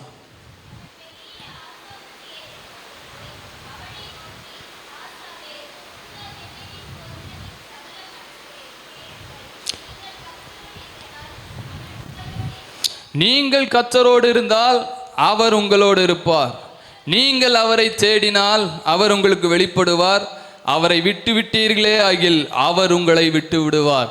கர்த்தர் நம்மோடு இருக்க நாம் செய்ய வேண்டிய காரியம், முதலாவது பிரதானமான காரியம், நாம் அவரோடு கூட இருக்க வேண்டும். ஆமென். எத்தனை பேர் ஆமோதிக்கிறீங்க? ஹல்லேலூயா. அவர் நம்மோடு இருக்க நாம் முதலாவது அவரோடு இருக்க வேண்டும். சீசர்களை குறித்து வாசிக்கிறோம். சீசர்களை ஏன் கர்த்தர் தெரிந்து கொண்டார்? மார்க் 3:14 அப்பொழுது அவர் 12 பேரை தெரிந்து கொண்டு அவர்கள் தம்மோடு கூட இருக்கவும் பிரசங்கம் பண்ணும்படியாக தாம் அவர்களை அனுப்பவும். முதலாவது சீசர்களை தெரிந்து கொண்ட உன்னதமான நோக்கம் அவர் தம்மோடு கூட இருக்கும்படி. கர்த்தர் இந்த காலை வேளையில் நம்மோடு கூட பேசுகிறார். அவர் நம்மோடு கூட இருக்கிறவர், நம்மோடு கூட இருந்து சில காரியங்களை செய்கிறவர், எல்லாம் நல்லது தான். ஆனால் அவர் நம்மோடு கூட இருக்க நாம் செய்ய வேண்டிய காரியம், நாம் ஒப்பு கொடுக்க வேண்டிய காரியம், நாம் அவரோடு கூட இருக்க வேண்டும். ஆமென். அதே வசனத்தில் வாசிக்கிறோம். 2வது, நீங்கள் அவரை தேடினால் அவர் உங்களுக்கு வெளிப்படுவார், அவரை விட்டு விட்டீர்களாகில் அவர் உங்களை விட்டு விடுவார். ஆமென். இங்கே சங்கீதக்காரனாகிய தாவீது சொல்லுகிறார் 73:23 சங்கீதம் 73:23 வாசிங்க. சங்கீதம் 73 அதனுடைய 23 ஆனாலும் நான் எப்பொழுதும் உம்மோடு இருக்கிறேன். சங்கீதக்காரனாகிய தாவீதோடு கர்த்தர் கூட இருக்க காரணம் என்ன தெரியுமா? அவர் சொல்லுகிறார், நான் எப்பொழுதும் உம்மோடு இருக்கிறேன். இந்த காலை வேளை கர்த்தர் நம்மோடு பேசுகிறார். அவர் நம்மோடு இருப்பதற்கு நாம் அவரோடு கூட இருக்கணும். எப்படி கூட இருக்கணும் தெரியுமா? அவரோடு தனித்து இருக்கணும், தரித்து இருக்கணும், தங்கி இருக்கணும். சீசர்களை குறித்து வாசிக்கிறோம். மார்க் 4:33-34 அவர்களோடு கூட தனித்து இருக்கும்போது ஊமைகளால் அன்றி அவர்களுக்கு ஒன்றும் சொல்லவில்லை. அவர் தம்முடைய சீசரோடே தனித்து இருக்கும்போது அவர்களுக்கு எல்லாவற்றையும் விவரித்து சொன்னார். அவரோடு கூட தனித்து இருக்கும்போது அவர் விவரித்து சொன்னார். இயேசுவானவர் பிரசங்கம் பண்ணும்போது பல ஓமைகளாக பேசினார். என்றால் அது அவர் மேலிருந்த தீர்க்க தரிசன ஓமைகளால் அன்றி அவர் வேறொன்றும் குறித்து பேசவில்லை. ஓமைகளால் என் வாயை திறப்பேன், மறைபொருட்களை வெளிப்படுத்துவேன் என்று தீர்க்க தரிசனம் இருக்கிறது. அவர் ஓமைகளால் பேசினார். அந்த வசனம் மிகவும் ரொம்ப அருமையாக இருக்குது. அவர்கள் கேட்டறியும் திராணிக்கு தக்கதாக அவர் இப்படிப்பட்ட அநேக ஓமைகளாலே சொன்னார். கர்த்தரோடு இல்லாத அனுபவம் உங்களுக்கு இருக்குமானால் சில காரியங்கள், சில மெசேஜ், சில வேத வாக்கியங்கள் உங்களுக்கு ஓமைகளாகவே கேட்கும். அதனுடைய விளக்கங்கள், அதனுடைய ஆழங்கள் உங்களுக்கு கேட்க வேண்டுமானால் நீங்கள் கர்த்தரோடு தனித்து இருக்க வேண்டும். அதுதான் 34வது வசனத்தில் வாசிக்கிறோம். ஓமைகளால் அன்றி அவர்களுக்கு ஒன்றும் சொல்லவில்லை. அவர் தம்முடைய சீஷரோடே தனித்து இருக்கும்போது அவர்களுக்கு எல்லாவற்றையும் விவரித்து சொன்னார். நீங்கள் விவரித்து வசனங்களின் ஆழங்களை கற்றுக்கொள்ள வேண்டுமானால் கர்த்தரோடு கூட தனித்து இருக்க வேண்டும். ஆமென், ஹல்லேலூயா. அவரோடு தனித்திருக்கிற அனுபவத்தை கர்த்தர் உங்களுக்கு தருவாராக. லூக்கா 8:10 வாசிக்கிறோம். அவர் தேவனுடைய ராஜ்யத்தின் ரகசியங்களை அறியும்படி உங்களுக்கு அருளப்பட்டது. மற்றவர்களுக்கோ அவர்கள் கண்டும் காணாதவர்களாயும் கேட்டும் உணராதவர்களாயும் இருக்கத்தக்கதாக அவைகள் ஓமைகளாக சொல்லப்படுகிறது. சில காரியங்கள் ஓமைகளாக சொல்லப்படும். ஏனென்றால் அவர்கள் கேட்டும் அதை கண்டும் காணாதவர்களும் கேட்டு உணராதவர்களும் இருக்கத்தக்கதாக அது ஓமைகளாக சொல்லப்படும். ஆனால் நீங்கள் கர்த்தரோடு கூட இருக்கும்போது, நீங்கள் கர்த்தரோடு தனித்து இருக்கும்போது அது உங்களுக்கு அவர் விளக்கி உங்களுக்கு சில காரியங்களை அவர் கற்றுக் கொடுப்பார். ஆமென். தனித்திருத்தலோட அடுத்த பகுதி மத்தேயு 17:1-2 வாசிக்கிறோம். 6 நாளைக்கு பின்பு இயேசு பேதுருவையும் யாக்கோபையும் அவனுடைய சகோதரனாகிய யோவானையும் கூட்டு கொண்டு தனித்திருக்கும்படி உயர்ந்த மலையின் மேல் ஏறி போனார். முதலாவது அந்த சீஷர்கள் எல்லாம் இயேசுவோடு கூட தனித்திருந்தார்கள். 2வது பகுதி உன்னதமான பகுதி. ஒரு 3 பேர் மாத்திரம் அடுத்த லெவலுக்கு போகிறாங்க. 3 பேரை கூட்டி கொண்டு போகிறார் தனியே இருக்கும்படிக்கு. அங்கே போய் அவர்களுக்கு முன்பாக மறுரூபமானார். கர்த்தர் உங்களோடு இருக்க நீங்கள் அவரோடு இருக்கணும். அவரோடு எப்படி இருக்க வேண்டும்? தனித்து இருக்க வேண்டும். அவரோடு தனித்து இருப்பீர்கள் என்றால், தனித்திருக்கிறது என்றால் ஜெபத்தில், வேண்டுதலில், உபவாசத்தில் அவரோடு கூட நீங்கள் தனித்து இருப்பீர்கள் என்றால், தரித்திருப்பீர்கள் என்றால், அவரோடு கூட தங்கி இருப்பீர்கள் என்றால் அவருடைய மறுரூபத்தை நீங்கள் பார்க்க முடியும். ஆமென், ஹல்லேலூயா. அவரோடு கூட தனித்து இருக்கும்போது அவர் தம்முடைய மறுரூபத்தை உங்களுக்கு வெளிப்படுத்துவார். தம்முடைய பிரசன்னத்தால் உங்களை நிரப்புவார். ஆமென். அடுத்த காரியம் மத்தேயு 28வது அதிகாரம் 20வது வசனம். அவர் நம்மோடு இருக்க நாம் செய்ய வேண்டிய காரியம், நான் உங்களுக்கு கட்டளையிடுகிற யாவையும் அவர்கள் கை கொள்ளும்படி அவர்களுக்கு உபதேசம் பண்ணுங்கள். 2வது, அவர் நம்மோடு இருக்க நாம் என்ன செய்ய வேண்டும் தெரியுமா? அவருடைய கட்டளைகளை கை கொள்ள வேண்டும். அதனுடைய பின்பகுதி சொல்லுகிற உலகத்தின் முடிவு புரிந்த சகல நாட்களில் நான் உங்களுடன் இருக்கிறேன். அவருடைய கட்டளைகளை நாம் கை கொள்ளுகிறவர்களாக இருப்போமானால் அவர் நம்மோடு கூட இருக்கிறவராக இருப்பார். ஆமென்.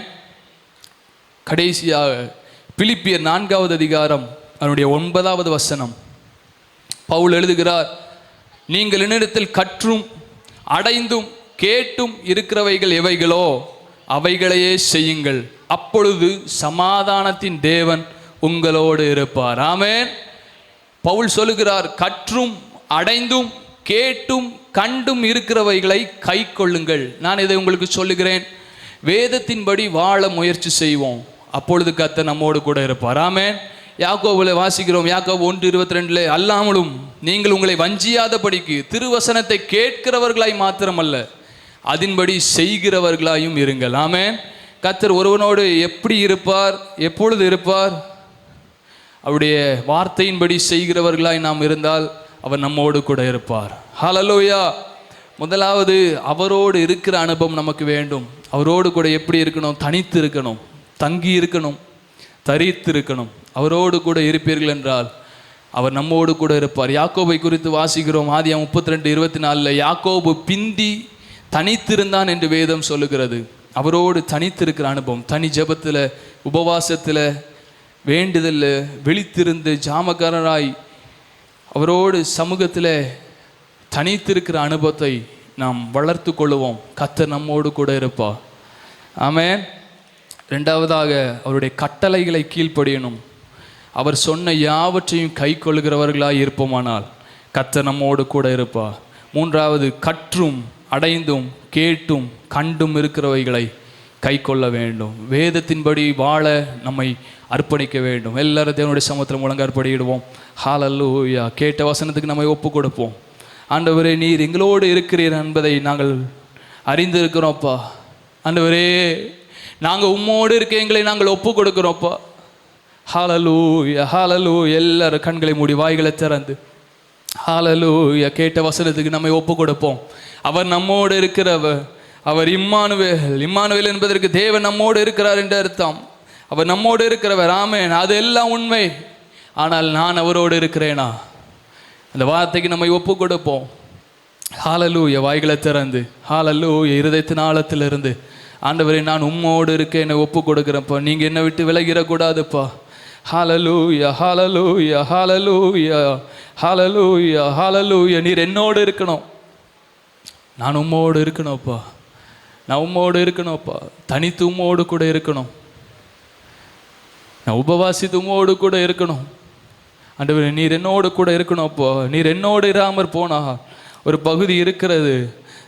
சவுலை விட்டு கர்த்தர் விலகி போனா, கர்த்தர் வந்தது சவுலுக்கு தெரியும். ஆனால் ஆண்டவர் விலகி போனது சவுலுக்கு தெரியாது. கர்த்தர் அவனை விட்டு விலகினதுனால அவன் குடும்பம் வர வர பலவீனப்பட்டு போனது என்று வாசிக்கிறோம். கர்த்தர் நம்மோடு கூட இருக்கணும். யாக்கோபு சொல்லுகிறார், ஈசாக்கின் பயபக்திக்குரியவர் என்னோடு இராமற் போனால் நீர் இப்பொழுது என்னை வெறுமையாய் விட்டிருப்பீர். சில வெறுமைகள், சில ஏமாற்றங்கள், சில இல்லாமைகள், சில நஷ்டம், சில வியர்வைகள் விருதாவாய் போனதற்கு காரணம் கர்த்தர் நம்மோடு இல்லாதது தான். இந்த காலை வேளையிலே நாம் ஆராய்வோம். நம்மை நாமே நிதானித்திருந்தால் நாம் நியாயம் தீர்க்கப்படும். கர்த்தர் நம்மோடு கூட இருக்கிறாரா? கர்த்தர் என்று காலை வேளையிலே திட்டவட்டமாய் பேசினார். யாரோடு கூட இருக்கிறா? கர்த்தர் நம்மோடு கூட இருக்க நாம் என்ன செய்ய வேண்டும்? ஹல்லேலூயா, ஹல்லேலூயா, ஹல்லேலூயா. ஆண்டவரே, இந்த வார்த்தைகளை என்னை ஒப்பு கொடுக்கிறேன்னு சொல்லுங்க. வாய்களை திறந்து ஹல்லேலூயா ஜெபம் பண்ணுங்க. ஆண்டவரே, நான் உம்மோடு கூட இருக்க என்னை ஒப்பு கொடுக்குறேன்ப்பா. ஆண்டவரே, நான் உம்மோடு கூட இருக்க என்னை ஒப்பு கொடுக்கிறேன். ஹல்லேலூயா, ஹல்லேலூயா. இந்த வார்த்தைகளுக்கு என்னை ஒப்பு கொடுக்கிறேன். ஹல்லேலூயா, ஹல்லேலூயா. என்னாகமத்தில் 14வது அதிகாரம் 40 முதல் 45 வரை வாசித்து பார்ப்பீர்கள் என்றால், அங்கே அந்த கானானுக்கு போவதற்கு 12 பேரை தெரிந்து கொண்டு அனுப்பினார்கள். அதில் 10 பேர் துர்ச்செய்தியை பரப்பினார்கள். அந்த 10 பேரை ஆண்டவர் துர்ச்செய்தி பரப்பினதுனால கொன்று போட்டார். 2 பேர் மாத்திரம் மீதியாக இருந்தார்கள். அப்பொழுது ஜனங்கள், நாங்கள் ஏறி போவோம், நீங்கள் எங்களை ஏமாற்றுகிறீர்கள் என்று சொல்லி அவர்கள் சுய இஷ்டமாய் போனார்கள். அங்கே கர்த்தர் சொல்லுகிறார், நான் அவர்களோடு இல்லை. மோசே சொல்கிறார், கர்த்தர் உங்களோடு இரார், நீங்கள் போவாதீங்க, கர்த்தர் உங்களோடு இருக்க மாட்டார் என்று சொல்லுகிறார். அவர்கள் துணிந்து போனார்கள். அங்கே அவர்களை துரத்தினார்கள் என்று வேதம் சொல்லுகிறது. கர்த்தர் நம்மோடு கூட இருக்க நம்மை ஒப்பு கொடுப்போம். ஹல்லேலூயா, ஹல்லேலூயா. எல்லார் கண்களை மூடி வாய்களை திறந்து முடிந்தால் வலது கரத்தை உயர்த்தி, ஆண்டவரே, நீர் என்னோடு இருக்க நான் என்னை ஒப்பு கொடுக்குறேன்ப்பா. நான் உம்மோடு கூட இருக்கணும் ஆண்டவரே. உம்மை விட்டு விடக்கூடாது. உம்மை நான் தேடணும் ஆண்டவரே. உம்மை நான் விட்டு விடக்கூடாது அப்பா. ஹல்லேலூயா, ஹல்லேலூயா. வேத வசனத்தை கேட்கிறவனாய் மாத்திரமல்ல, அதன்படி செய்கிறவனாய் என்னை மாற்றுங்க ஆண்டவரே. அதற்கு என்னை ஒப்பு கொடுக்கிறேன்னு சொல்லுங்க. ஹல்லேலூயா, ஹல்லேலூயா. உம்மோடு இருப்பதுதான் என் உள்ளத்தின் வாஞ்சை ஐயா. சொல்லுவோம், உம்மோடு இருப்பதுதான் என் உள்ளத்தின் வாஞ்சை ஐயா. உம் சித்தம் செய்வதுதான் இதயத்தின் ஏக்கமையா. ஏசையா, உம்மைத்தானே என் முன்னே நிறுத்தியுள்ளே. ஏசையா, உம்மைத்தானே என் முன்னே நிறுத்தியுள்ளே. இந்த காலவிலே சொல்ல முடியும், ஆண்டவரே, நீர் பேசின செய்திக்கு, வார்த்தைக்கு நான் ஒப்பு கொடுக்கிறப்பா. ஹல்லேலூயா, என்னை அர்ப்பணிக்கிற ஆண்டவரே, நான் உம்மோடு இருக்கணும்ப்பா. ஹல்லேலூயா. நான் உம்மோடு இருக்கணும்ப்பா. என்னை விட்டு விலகிடாதீங்க ஆண்டவரே, என்னோடு கூட இருங்கப்பா. ஹல்லேலூயா. உலகத்தில் எது என்னோடு கூட இல்லாமல் போனாலும் பரவாயில்ல ஆண்டவர், நீர் என்னோடு கூட இருக்கணும்ப்பா. ஹல்லேலூயா. நாங்கள் உம்மோடு கூட இருக்கணும் ஆண்டவரே. உம்மோடு இருக்கணுமே ஐயா, உம்மை போல் மாறணுமே. உம்மோடு இருக்கணுமே ஐயா, உம்மை போல் மாறணுமே. உலகின் ஒளியா மலை மேல் அமர்ந்து வெளிச்சம் வீசணுமே. வெளிச்சம் வீசணுமே. உலகின் ஒளியாய் மலை மேல் அமர்ந்து வெளிச்சம் வீசணுமே. வெளிச்சம் வீசணுமே. உம்மோடு இருக்கணுமே ஐயா, உம்மை போல் மாறணுமே. உம்மோடு ஐயா, உம்மை போல் மாறணுமே. நானும் இலைகளோடு கனிகள் கொடுக்கணுமே.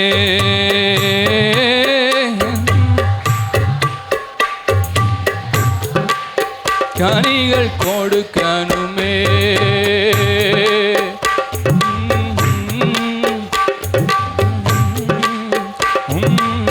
இருக்கணுமே. உம்மோடு இருக்கணுமே ஐயா, உம்மை போல் மாறணுமே. உம்மோடு இருக்கணுமே ஐயா, உம்மை போல் மாறணுமே. இஸ்மவேல் பிள்ளையோடு, யோசேப்போடு, யோசுவாவோடு, கிதியோனோடு, தாவீதோடு, சாலமோனோடு, யோசபாத்தோடு ஆண்டவர் இருந்தார். நம்மோடும் கர்த்தர் இருக்கிறார், இருப்பார்.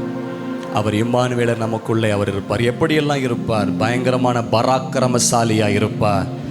ஆமென். கர்த்தர் பயங்கர பராக்கிரமசாலியாய் கர்த்தர் கூட இருக்கிறவர்.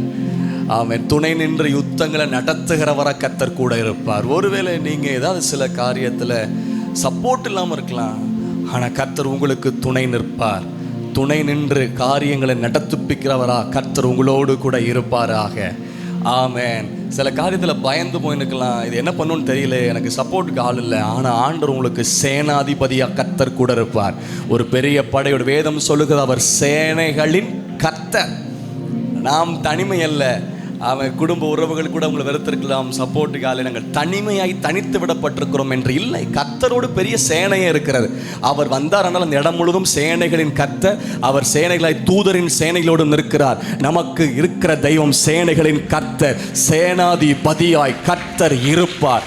அவர் இருக்கும்போது அவரோடு பெரிய சேனை இருக்கிறது. நீங்கள் தனிமை அல்ல, நீங்கள் தனித்து விடப்பட்டவர்கள் அல்ல. சேனைகளின் கர்த்தர் கூட இருக்கிறார். சேனைகளின் கர்த்தர் கூட இருக்கிறார். ஆமென். கர்த்தர் காக்கிறவராய் கூட இருக்கிறாராம். கூட இருக்கிறவர் காக்கிறவர். எப்படி பெரிய அதிகாரிகள், அரசியல்வாதிகள் அவர்கள் பிரச்சாரத்திற்கோ எங்கேயோ செல்லும் போது அவங்க கூடயே இருப்பாங்க பாருங்க. பிளாக் ஹேட்ஸ்லாம் கூடயே இருந்து பார்ப்பாங்க போறங்க. இதை விட மேலா கர்த்தர் நம்மை காக்கிறவர். கூட இருந்த போதிலும் சிலரை சுட்டு கொன்று விட்டார்கள், கூட இருந்த போதிலும் தாக்கப்பட்டு விட்டார்கள். ஆனால் கர்த்தர் நம் கூட இரவும் பகலும் காக்கிறவர். பறந்து காக்கிற பட்சியை போல காக்கிறவர். ஒருவரும் சேதப்படுத்தாதபடி காக்கிறவர். கண்மணியை போல காக்கிறவர். கர்த்தர் காக்கிறவராய் கூட இருக்கிறவர். என்னோடு இருக்கிறவர் காக்க வல்லவர். ரட்சிக்கிறவராய் கூட இருப்பாராம். அவன் ரட்சிக்கிறவராய் கூட இருப்பாராம். தீங்கு செய்ய தீங்கு செய்ய விடாதவராக கர்த்தர் கூட இருப்பாராம். பலப்படுத்தி சகாயம் பண்ணுகிறவராய் கூட இருக்கிறவர். தப்புவிக்கிறவராய் கூட இருக்கிறவர். கர்த்தர் இப்படியெல்லாம் நம்மோடு கூட இருப்பாராக. இதெல்லாம் அனுபவிக்க கர்த்தர் நமக்கு கிருபை தருவாராக. இந்த வார்த்தைகளுக்காய் நாம் கைகளை தட்டி ஆண்டவருக்கு ஸ்தோத்திரம் பண்ணுவோம். ஆண்டவரே, எங்களோடு கூட இப்படியெல்லாம் இருக்க போகிறதற்காக ஸ்தோத்திரம் ஆண்டவரே, ஸ்தோத்திரம் ஆண்டவரே. எங்கெல்லாம் கூட இருப்பார்னு பேசப்பட்டது, எங்கெல்லாம் கூட இருப்பார். மரண இருளின் பள்ளத்தாக்கி நடந்தாலும் பொல்லாப்புக்கு பயப்படேன், தேவரீர் என்னோடு கூட இருக்கிறீர். மரண இருளின் பள்ளத்தாக்கு. நம்ம பாஸ்டர் அடிக்கடி இந்த சம்பவத்தை சொல்லுவாங்க. ஒரு ஏழை பையன், சின்ன பையன், ஹாஸ்டலில் இருந்தான். விடுமுறைக்காக வீட்டுக்கு வந்திருந்தான். அவன் மலை ஏறி போகும்போது விளையாண்டுட்டு இருந்தபோது பள்ளத்தாக்கில் கீழே விழுந்துட்டான், இறந்து போயிட்டான். இந்த செய்தியை கேட்டபோது அனாதை இல்லத்தில் இருந்த போதகர் அவர் வந்தார். மரிச்சு போயிட்டானே சின்ன பையன் சொல்லி வந்தார்.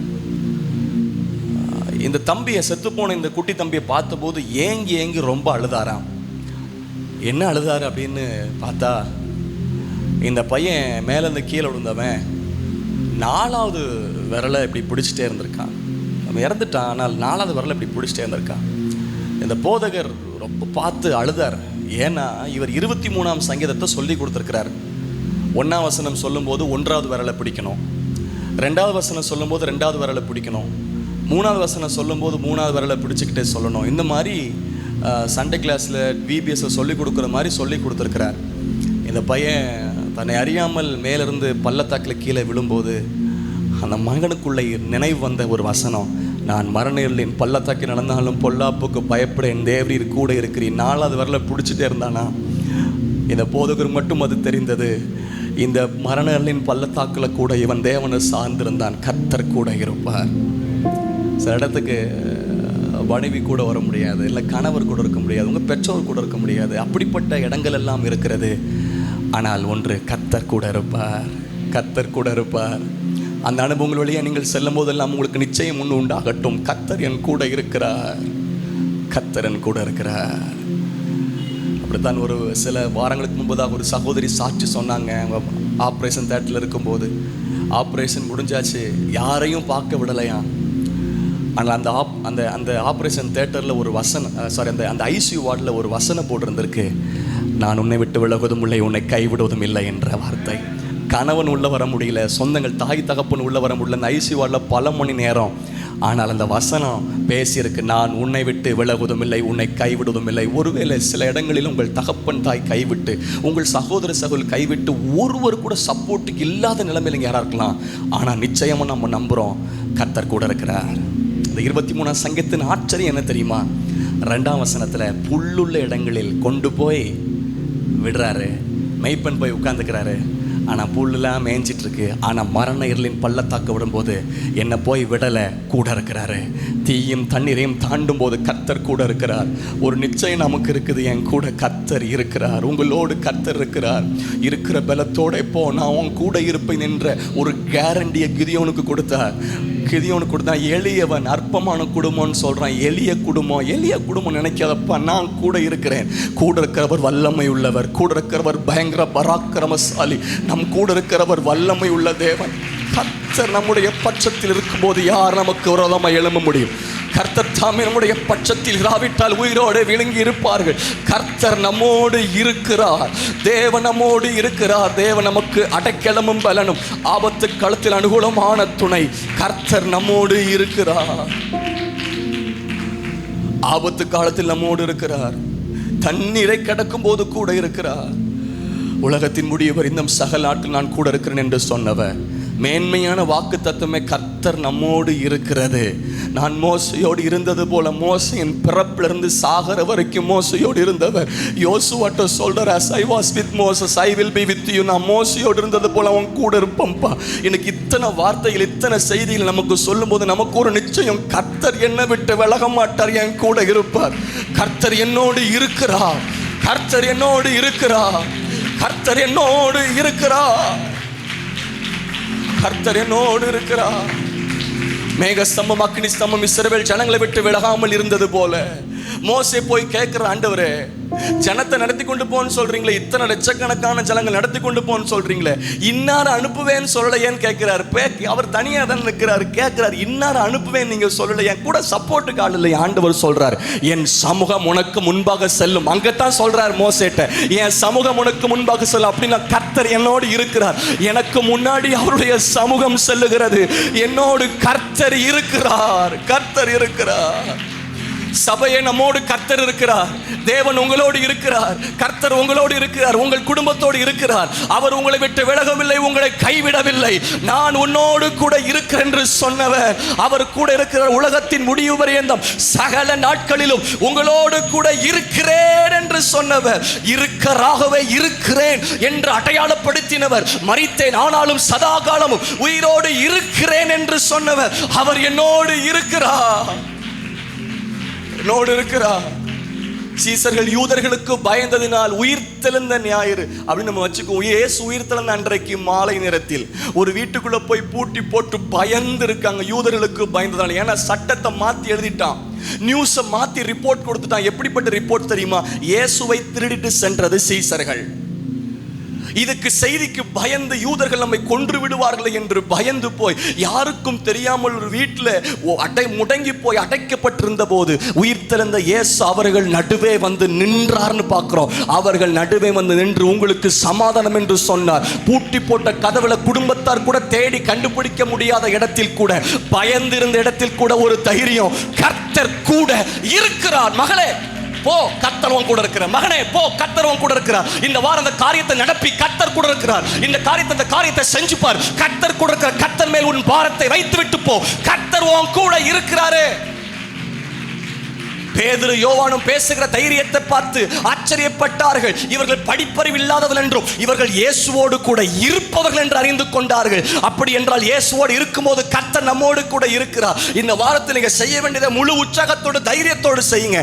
கர்த்தர் உங்க கூட இருக்கிறார். அதுக்கு தான் 3 காரியம் சொன்னாங்க.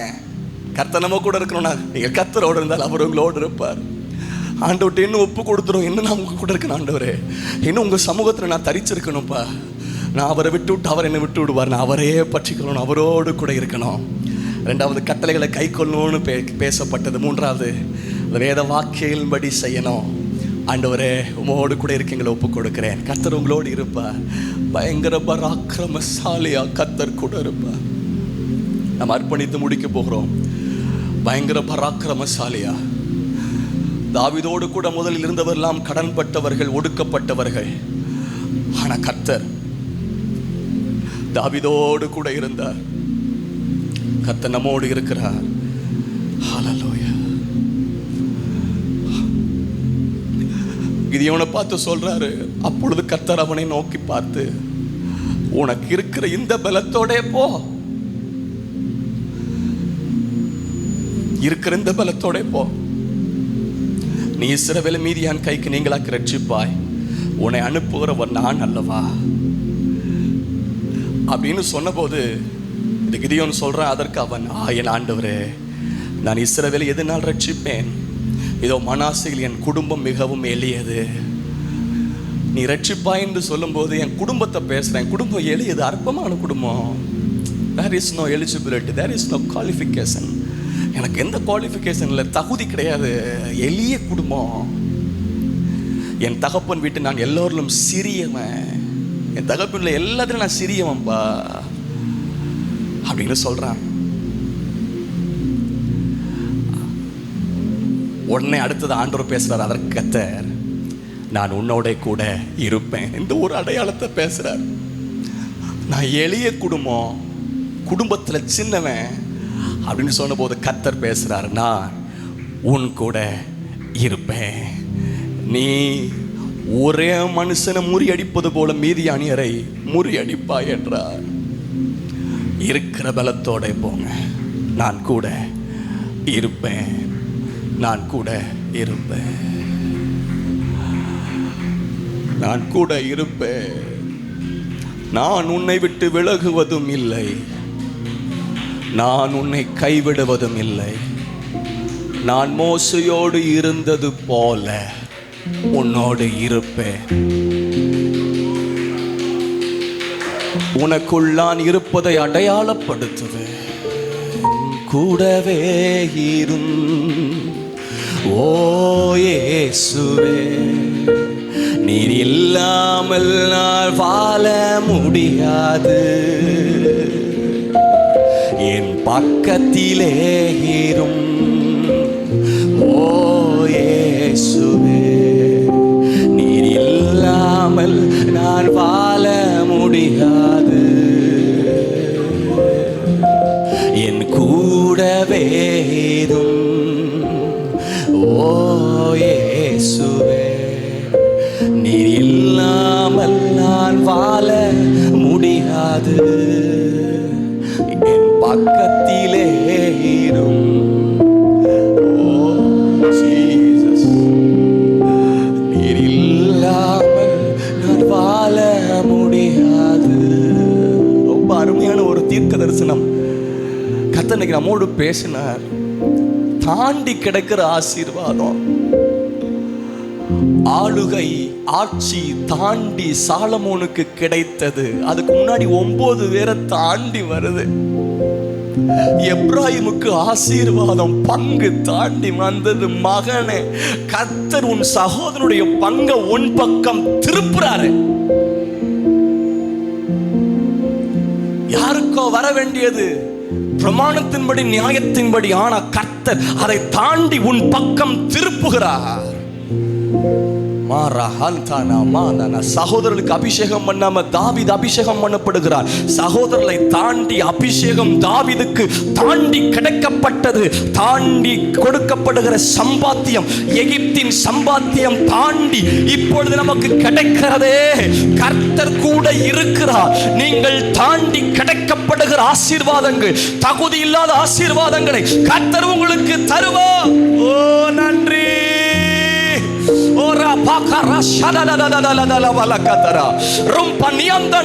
இந்த வாரத்திலே தாண்டி கிடைக்கப்படுகிற அந்த ஆசீர்வாதத்தை சுதந்தரிக்கட்டும் அப்பா, சுதந்தரிக்கட்டும் அப்பா. இவர்களை ஏமாற்றின சகோதரன் நடுவில் இருந்து இவர்களுக்கு அந்த பங்கு கிடைப்பதாக, அந்த ராஜ்யம் கிடைப்பதாக, அந்த ஆளுமை கிடைப்பதாக, அந்த சம்பாத்தியம் கிடைப்பதாக. இவர்கள் எஜமான்கள் ஏமாத்தின சம்பளங்கள், இவர்கள் எஜமான்கள் ஏமாத்தின வஞ்சித்த சம்பாத்தியங்கள் இவர்களுக்கு தாண்டி கிடைப்பதாக, தாண்டி கிடைப்பதாக. ஹல்லேலூயா. பிதாவே, இயேசுவின் நாமத்தில் ஜெபிக்கிறோம். இந்த நாளில் எங்களோடு கூட இருக்கிறவர் இம்மானுவேல, கூட இருக்கிறவர் என்ற வசனத்தின் அடிப்படையில் ஏராளமான காரியத்தை பார்த்தோம். பல நபர்களோடு நீங்க இருந்திருக்கீங்க. எப்படிலாம் இருந்திருக்கீங்க, எங்கெல்லாம் இருந்தீங்க, அவங்க கூட இருக்கிறதுக்கு என்னெல்லாம் செய்ய வேண்டும் என்று எங்களோடு கற்றுக் கொடுத்ததற்காக ஸ்தோத்திரம். ஆண்டவரே, நாங்கள் இந்த வினாடியிலிருந்து இன்னும் அதிகமா தேவ பிரசன்னத்தை நீங்க எங்களோடு இருக்கிறத ருசி பார்க்க அனுபவிக்க எங்களுக்கு கிருபைத்தார். இந்த நாளில் சொல்லப்பட்ட அனைத்து தீர்க்க தரிசனங்கள், வாக்குத்தத்தங்கள் இந்த நாள் முதற்கொண்டு இந்த வாரத்தில், இந்த வாரத்தின் செய்தி நிறைவேறும்படி ஜெபிக்கிறேன். பிரயாண பாதுகாப்பை கொடுங்க, பிரயாசங்களை ஆசீர்வதிங்க. தேவ கிருபை கூட இருக்கட்டும், தேவ நடத்தல் கூட இருக்கட்டும். ஆண்டவரே, கர்த்தருடைய வார்த்தை சொன்னேன். ஆண்டவரே, எபி ஆசீர்வதிங்க, இன்னும் பயன்படுத்த வேண்டிய கிருபைகளை கர்த்தர் கொடுப்பீராக. முடிந்து நடக்கிற teen fellowship, kid fellowship, youth ஃபெலோஷிப்பை கர்த்தர் பொறுப்படுத்திக் கொள்ளுங்க. தேவ சமாதானம் கூட இருக்கட்டும். இயேசு கிறிஸ்துவின் நாமத்தில் ஜெபிக்கிறோம் எங்கள் நல்ல பிதாவே, ஆமென். ஆமென். ஆத்துமாவே கர்த்தரை ஸ்தோத்திரி, முழு உள்ளமே பரிசுத்த நாமத்தை. ஆத்மாவே கர்த்தரை ஸ்தோத்திரி, கர்த்தர் செய்த சகல உபகாரம் மறவாதே. ஆமென். கடைசியா சகோதரரை சந்தோஷமாயிருங்கள், நற்சீர் பொருந்துங்கள், ஆறுதல் அடையுங்கள், ஏக சிந்தையாருங்கள், சமாதானமாயிருங்கள். அப்பொழுது அன்புக்கும் சமாதானத்துக்கும் காரணராகிய தேவன் உங்களோட கூட இருப்பார்.